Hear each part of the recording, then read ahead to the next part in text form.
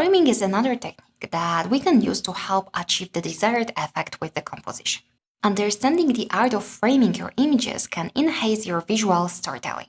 Firstly, it's important to define what framing is and why it's valuable. Framing involves the strategic use of elements within the scene to direct the viewer's attention toward the main subject of the image. By doing so, it also provides context for the viewer's perspective and position within the image, which greatly influences their perception. Through framing, the viewer gains a sense of the environment and feels like an unseen observer. Now let's analyze the elements of the framing. The first we'll discuss is the depth of field, which is the distance between the nearest and furthest object in an image that appears acceptably sharp. I will explain this effect in detail in one of the next lessons, but for now, remember that by using this technique, you can pinpoint the main point of interest. In these examples, you can notice how different the perception of the image is, depending on where the focus is and which objects are blurred. Another thing is the foreground elements. They lead the viewer's eye toward the subject. We should strategically use these objects to create a pleasant balance by closing and narrowing the space inside the frame. And finally, the vignetting, which is an effect of darkening the image corners when compared to the center. It boosts contrast and helps the viewer focus on the most crucial things in the picture. As we know the ways how we can frame the image, now let me explain what are the benefits of doing so.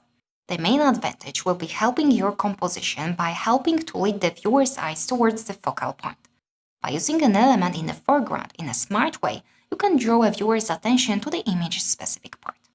Another aspect is to give the presented space context. If you include some things in the foreground of your frame, you can help your viewer to understand the place better. For example, by using some greenery in the image, you can convey the viewers to the concept of connecting architecture and nature. On the other hand, when you show a fragment of some old building walls in front of a contemporary structure, you can present the connection between old and new architecture. Also, using the framing effects gives the image a sense of depth and layers. By including something in the foreground, you can add an extra dimension to the shot and make it much more interesting.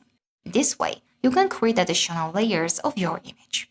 Additionally, framing may help a lot when working with obstructing large dull surfaces.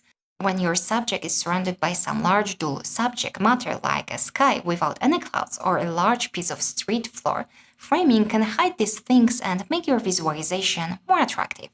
You can use many objects to frame your images, for example, natural elements like foliage or tree branches or architectural elements like doors, columns, etc. But also, you can use the power of contrast and frame your images with some shadows, and highlight the most important parts with light. You don't have to use only stationary objects, you can use moving objects as well, like a moving car or a person, and add a motion blur effect to it. Your imagination is the only limit here. Framing is not always necessary for every visualization. It depends on the situation, your idea, and your goals. Usually, the most appealing images are those that are partially framed on one or two sides. It's essential to consider whether adding additional objects to the scene would clutter the image before doing so. If the answer is yes, it's better to leave the object out.